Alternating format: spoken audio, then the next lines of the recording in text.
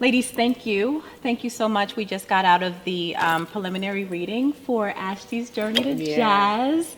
Super excited about it. It is a production that is going to be the world premiere in the summer of 2024. Tell me, Carmen, how excited are you to have this production at CPA? First of all, how excited am I? I am first shocked because I didn't even know that I could do such a thing. But it's just beyond my imagination. Everything that I thought about, dreamed about, felt, all the hours of, getting to this point, it's just like this is alive and well. And so I'm shocked, I'm thrilled, It's I'm a excited. pinchy moment, It's a right? pinchy, it's just like, and I'm also humbled because for people to put their name behind it, for Thomasina to show up, for Sharon to open up this door. I mean, gosh, like, what do you say? Here, pinch me.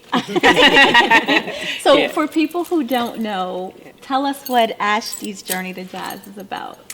So Ashti's Journey to Jazz is just about a little girl who is just finding out how beautiful jazz is. And there's these steps, there's the situation that causes her to get to it. And she finds her way through it and finds out how much she loves, finds out new people that she loves, and it's just a story about a girl who's just working her way through some really good music. Yeah. And I think everybody here, we're all jazz lovers, right? So excited to be a part of it.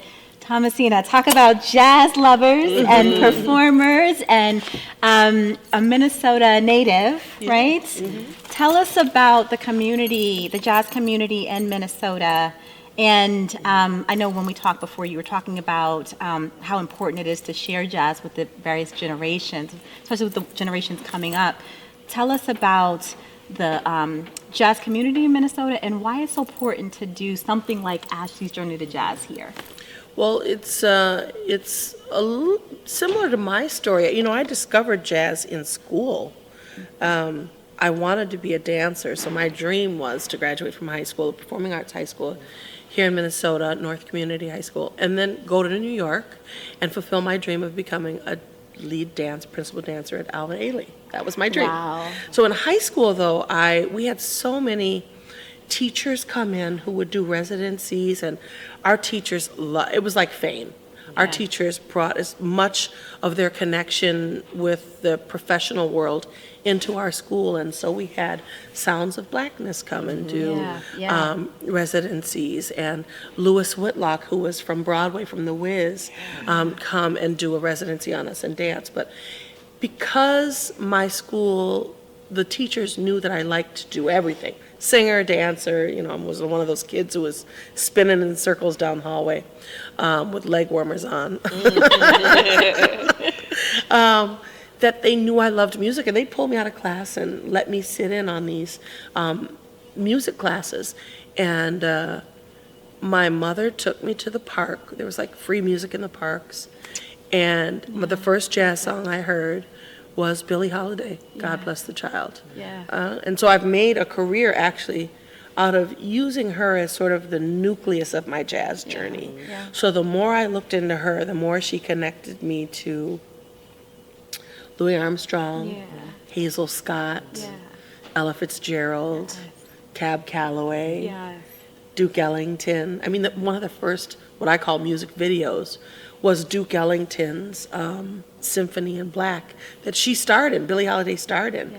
And so it was all of these things whenever I thought of anything that interested me about music, even modern day music, because Minneapolis, they say the sound, Minneapolis sound was like Prince and, Jimmy Jam and Terry Lewis, which is true.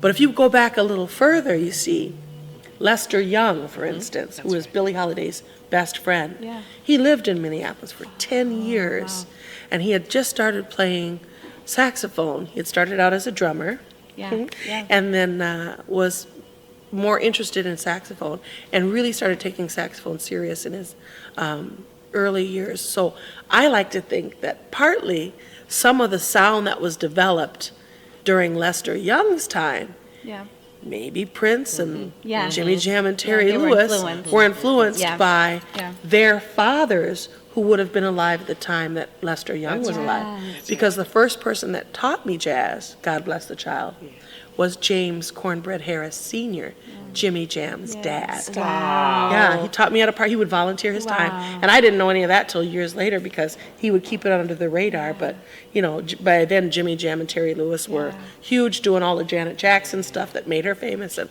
so there's all these connections. There's no separation between jazz music and any other music. Yeah. Right. Whether you feel like jazz came before, during, Yeah. or after, it is always connected. Yeah.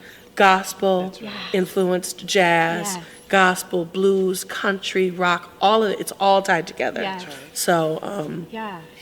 And the cool thing is you're trying to do that in the show.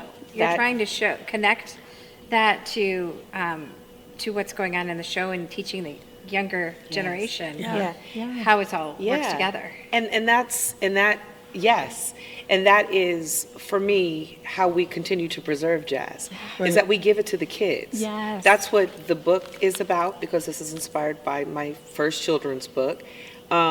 It is about giving it to the kids. That's how you pass it on. And so if you make it good, if you make it fun, if you make it doable, then because for all of us, I know for me, it's like we have a similar story. For me, it started when I was a kid, and while my friends were skipping down the halls doing Michael Jackson and Prince and Keith Sweat, all those. you say him under breath. Exactly. I was scatting down the halls, Al Jarreau, Ella, and so for me, it's like when you get it or give it to them and they get it, they continue it, Yes. and that's just what this is inspired by, continuing this genre because we don't want it to be forgotten. There's such a need for this right now. And I want to get to Sharon because for our audience doesn't know, Sharon is the president of the Children's Performing Arts here in White Bear, Minnesota. And you so graciously, you and the board said yes when I brought the script to you, that this really was a part of highlighting the new DEI initiative that you have at CPA, and which is near and dear to my heart. So can you talk a little bit about why it is important that Ashti's Journey to Jazz be your first, what we're calling our Bridging Communities programming here at CPA? Why is this important to bring to the White Bear community and to the suburbs of Minneapolis and St. Paul? Well, it's very important to empower kids and give them self-confidence and give them the motivation of wanting to be on stage. And what we're finding is we're in White Bear Lake, but we do have a diverse community, but we're not seeing the representation on stage. Yeah. Why? Yeah. Well, one of the things, they're not seeing themselves, people like themselves in all different, and this goes with race, religion, if they have some neurodivergency, things like that, we're not seeing that on stage. And so what do we do? What can we do?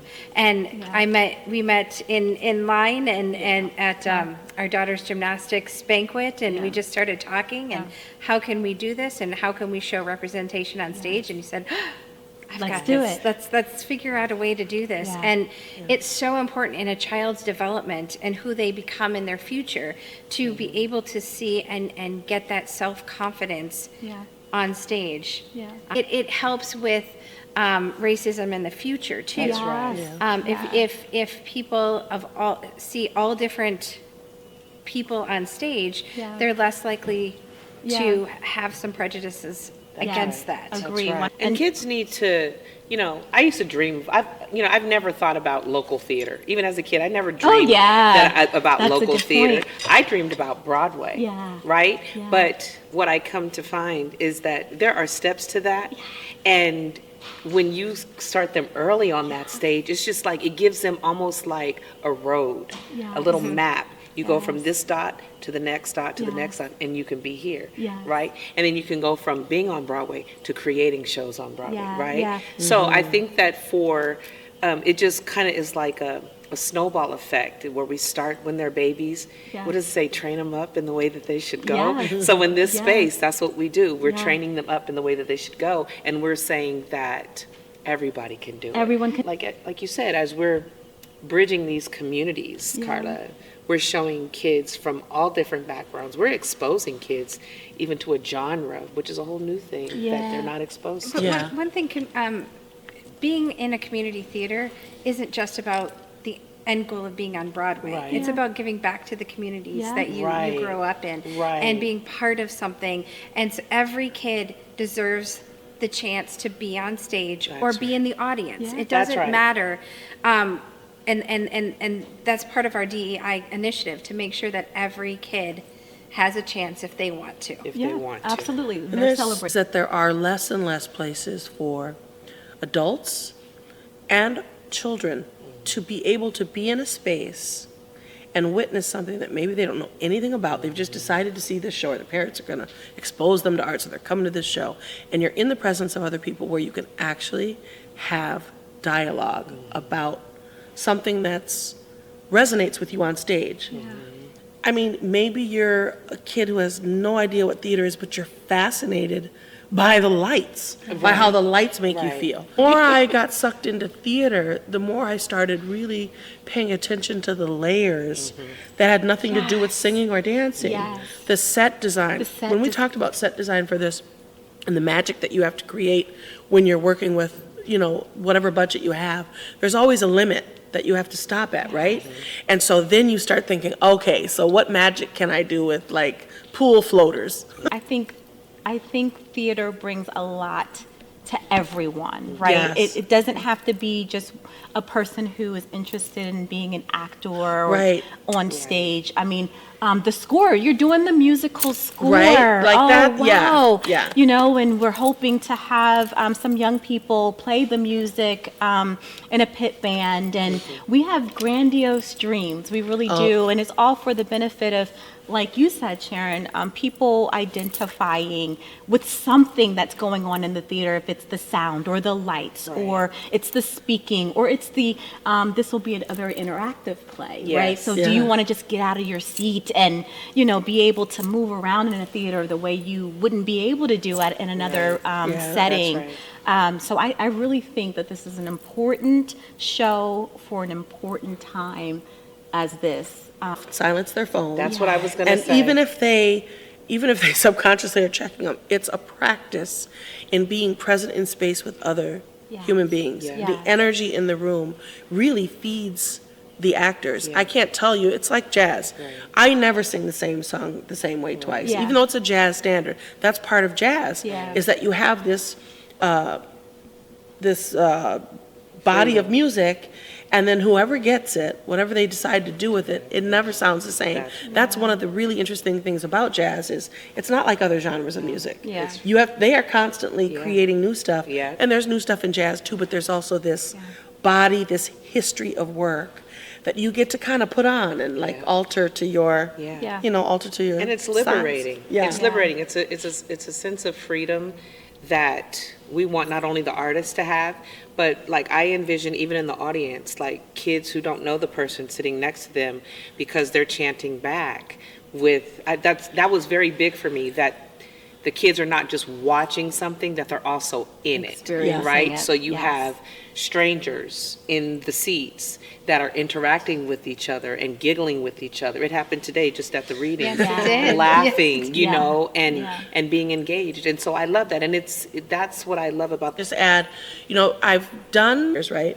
And I've written, music on my own, jazz music, and have performed, but this is really the first time that I've been allowed to think freely and bring back that child Exactly. excitement, like that child imagination Yeah. of, because I think so completely in the scene, and when you think with your child mind, That's all right. that fun stuff Yeah. comes back, and you have it's freedom. So it's right. like jazz is freedom, and then the freedom to create something, child. and then That's what see we how do. it lands on Yeah. your words and in Yeah. your story, Yeah. and being able to work with you in that way and really Yeah. shape and Book writer. So most of the time, even though it's difficult it's not even really dumbing myself down to think or act like a child. It's actually thinking as big as I can, Yes. like children Yes. do. Like they do. Children still look to the sky, they do. right? They still look to all the big things, and that's what I'm trying to remember to do Yeah. as an adult. And so I always go back to little Carmen, right? And ask her how she feels, ask her what she wants, ask her what she's thinking. But then I'm also trying to press the button in all of the adults too, which is why Carla, thank you, Sharon, thank you for allowing me to bring adults to children, because I'm very big on that because of the way that the world is going. I want to make sure that we keep that. So having adults on the stage, having adults in the audience, it's like, I don't want to just talk to Granny in the same way at her age, right? Yeah. I want to talk to little The Granny child. when she was little Granny. You know what I mean? we Before invite she the was child older. to That's what we're trying to come do, so that and- she remembers to play, remembers to smile, remembers Yeah. to, crack jokes, remember to laugh. We're going to close here. I do want to invite the community to come out to see Ashti's Journey to Jazz in the summer of 2024. I also want to invite everyone to support as you can. And above all else, your prayers are welcome too, because this is going to be a big adventure. Yeah. Thomasina, I don't want to put you on the spot, but you sang a little bit for us. Before you do Before- that, can we Yes, just say to the yes. producer extraordinaire, Yes. thank you. Oh, my Okay, pleasure. 'cause- Yes. My pleasure. Thank my you, pleasure. Carla. My pleasure. I really, if you come to the production, you will see our hearts Yeah. right on stage, and I really truly believe that. Thomasina, can Yeah. you take us out with a Take little us bit Yeah, sure. of what you gave us earlier? Okay.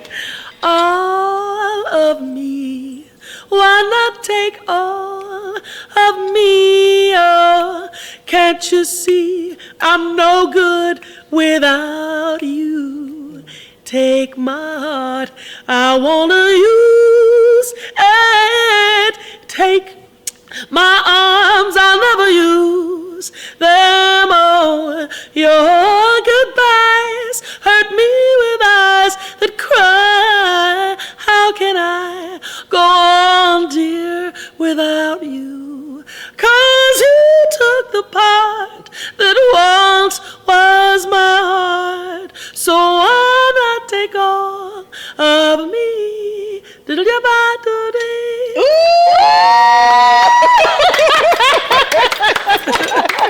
Sharon said. Where's your change it to give me all of you? Yeah. Please give me all I love you. if you want to see what we Can can do. do. Give me a high five. All right, ladies. Thank you.